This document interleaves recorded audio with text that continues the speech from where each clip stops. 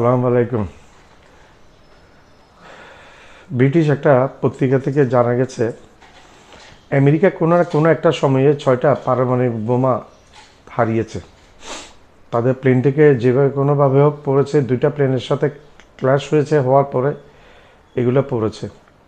এই 6টা বোমা কি ভবিষ্যতে কি আমেরিকার জন্য কাল হয়ে দেখা দিতে পারে, সেটা একটা প্রশ্ন হয়ে দেখা দিয়েছে। সেটা এই ধরুন, এই 6টা বোমার মধ্যে অন্তত একটা বোমা যদি ইরানের বর্তমান শাসকদের কাছে পড়ে, তাইলে কি হবে? এবং অন্যরা আমেরিকার যে শত্রুভাবাপন্ন যে দেশগুলো আছে তাদের যদি হাতে পড়ে, এই বোমাগুলো কিন্তু এখনও কিন্তু নিষ্ক্রিয় হয় নাই এবং এখনও ধ্বংস হয়নি। কারণ এই বোমাগুলো যে যদি হতো তাহলে নিউক্লিয়ার এটা বিস্ফোরণ হতো, কিন্তু এখন এই 6টা বোমার কোনো হদিশ নেই।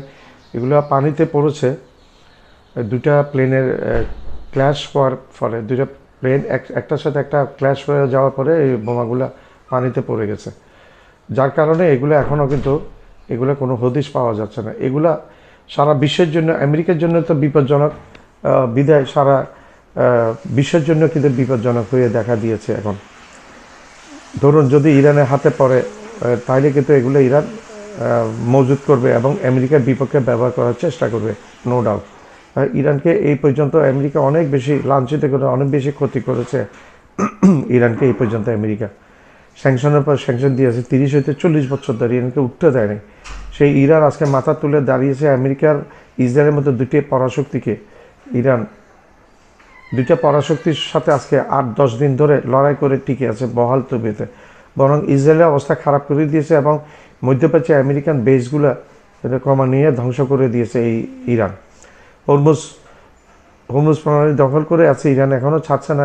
এগুলো আমেরিকার জন্য মাথা ব্যথার কারণ হয়ে গেছে, ইউরোপ এবং আমেরিকার জন্য। বিশ্বের 35 ভাগ হতে 40 ভাগ তেল, 30 ভাগ তেল এই হরমুজ প্রণালী দিয়ে যাতায়াত করে। এগুলো যদি বন্ধ করে দেয়, এগুলো ইরান অলরেডি বন্ধ করে দিয়েছে, যার ফলশ্রুতিতে তেলের অভাব পড়ে গেছে এবং তেলের ঘাটতি দেখা দিয়েছে বিশ্বব্যাপী, যেটা প্রভাব আমেরিকার অর্থনীতিতেও পড়বে। আমেরিকার অর্থনীতির অলরেডি প্রভাব পড়ে গেছে ইরানকে আক্রমণ করার ফলে, এবং আমেরিকা প্রতিদিন অনেক ডলার লস আমেরিকার আছে।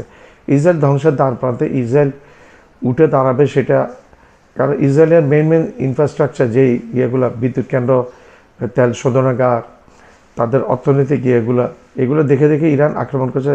সামরিক বেস, বিমানবন্দর, নেতানিয়াহুর অফিস, নেতানিয়াহুর বাড়ি, এগুলো আক্রমণ করেছে। এবং নেতানিয়াহু নাকি মারা গেছে, কারণ আমরা নেতানিয়াহুর রিসেন্ট কোনো ভিডিও আজ পর্যন্ত, আজকে 6-7 দিন ধরে কোনো ভিডিও দেখতে পাচ্ছি না। এবং ইরানের নিউজ পেপার দাবি করছে নেতানিয়াহু এই দুনিয়াতে নাই, দুনিয়া থেকে বিদায় দিয়েছে নেতানিয়াহুকে ইরান। তো নেতানিয়াহু যদি বিদায় নেয়, তা দুনিয়ার জন্য অনেক শান্তির একটা বার্তা বয়ে আসবে এটা। তো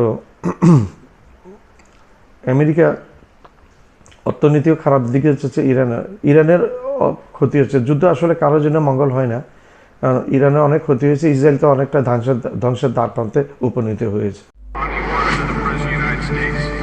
যুক্তরাষ্ট্র পরাক্রমশালী এই রাষ্ট্রটি নিজেদের পাতাভাদে এবার আষ্টেপৃষ্ঠে ভাবে আটকা পড়েছে। যেই পারমাণবিক বোমার ভয় দেখিয়ে ওয়াশিংটন গোটা বিশ্বকে জিম্মি করে রেখেছে, সেই নিজস্ব পারমাণবিক বোমাই এখন আমেরিকার জন্য সবচেয়ে বড় এবং বাস্তব আতঙ্ক হয়ে দাঁড়িয়েছে। ব্রিটিশ সংবাদ মাধ্যম ডেইলি মিররের প্রতিবেদন থেকে জানা যায়, যুক্তরাষ্ট্রের নিজস্ব সামরিক ভান্ডার থেকে হারিয়ে যাওয়া অন্তত 6টি পারমাণবিক বোমা এবং ওয়ারহেড বর্তমানে সম্পূর্ণ নিখোঁজ। এই চরম স্পর্শকাতর অস্ত্রগুলো যদি আমেরিকার কোনো চরম শত্রুর হাতে পৌঁছায়, তবে যুক্তরাষ্ট্রের মাটিতেই ঘটবে ইতিহাসের সবচেয়ে ভয়ঙ্কর ধ্বংসযজ্ঞ। নিজেদের তৈরি করা মারণাস্ত্র দিয়েই এবার আমেরিকার সম্পূর্ণ পতনের শঙ্কা দেখা দিয়েছে।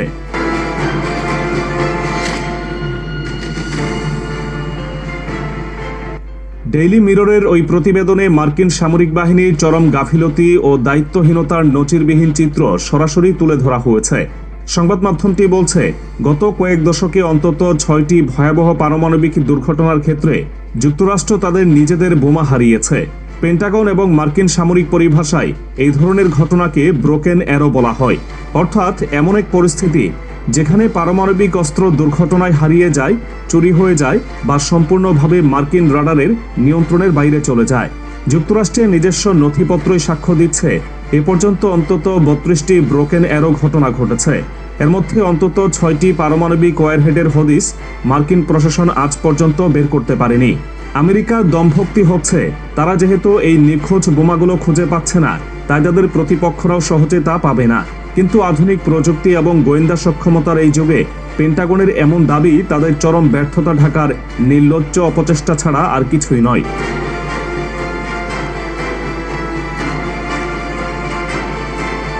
হারিয়ে যাওয়া এই বোমাগুলোর মধ্যে সবচেয়ে ভয়াবহ এবং ধ্বংসাত্মক ঘটনাটি ঘটে 1958 সালে।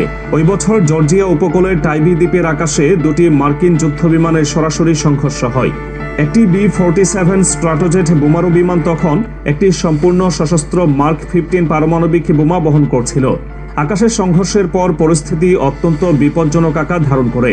বোমারু বিমানটি ক্ষতিগ্রস্ত হওয়ায় পাইলট নিশ্চিত হন বোমাটি যে কোনো মুহূর্তে বিমানের ভেতরেই বিস্ফোরিত হতে পারে।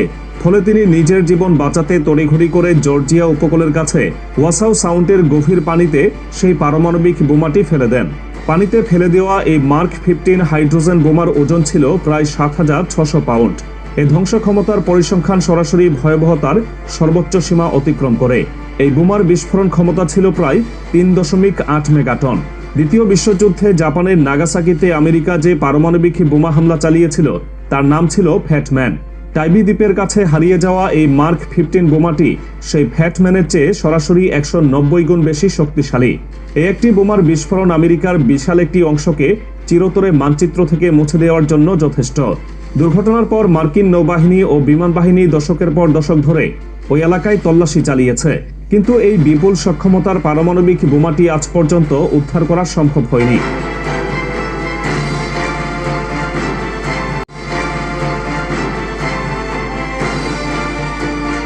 এই চরম ব্যর্থতার পর মার্কিন প্রশাসন গোটা বিশ্ব এবং তাদের নিজেদের জনগণের সঙ্গে একই নজিরবিহীন প্রতারণা করেছিল।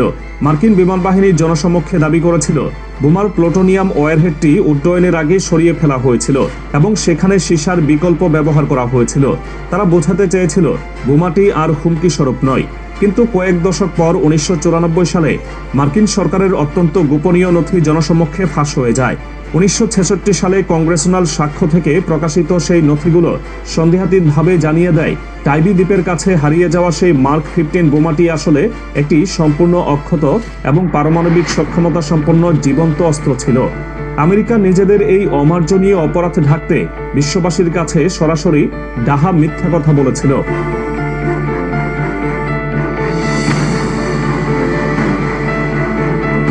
আমেরিকার এই পারমাণবিক অব্যবস্থাপনার ঘটনা এখানেই শেষ নয়। 1966 সালে ভূমধ্যসাগরের বুকেও ঠিক একই ধরনের আরেকটি ঘটনা ঘটে। দুটি মার্কিন সামরিক বিমানের মাঝ আকাশে সংঘর্ষের পর সেখানে একটি B-26 থার্মোনিউক্লিয়ার বোমা হারিয়ে যায়। আজ পর্যন্ত সেই বোমার ওয়ারহেড নিখোঁজ রয়েছে। আমেরিকা সারা বিশ্বে নিজেদের পারমাণবিক নিরাপত্তার একক অভিভাবক হিসেবে দাবি করে। তারা প্রতিনিয়ত অন্যান্য স্বাধীন দেশের পারমাণবিক কর্মসূচির উপর খবরদারি করে বেড়ায়, অথচ তাদের নিজেদের সামরিক বাহিনীর হাত গলেই বিশ্বের বিভিন্ন প্রান্তে পারমাণবিক বোমা অরক্ষিত অবস্থায় পড়ে আছে। সমুদ্রের তলদেশে পড়ে থাকা এই বোমাগুলো যে কোনো সময় আমেরিকার শত্রুরা উদ্ধার করে সরাসরি ওয়াশিংটনের বিরুদ্ধে ব্যবহার করতে পারে। আমার চ্যানেলটা লাইক করবেন, শেয়ার করবেন, সাবস্ক্রাইব করবেন, বেল আইকনটা প্রেস করবেন, সাবস্ক্রাইব করতে ভুলবেন না। আবার বলছি, আমার চ্যানেলটা লাইক করবেন, শেয়ার করবেন, সাবস্ক্রাইব করবেন, বেল আইকনটা প্রেস করবেন, সাবস্ক্রাইব করবেন, সাবস্ক্রাইব করবেন, সাবস্ক্রাইব করতে ভুলবেন না।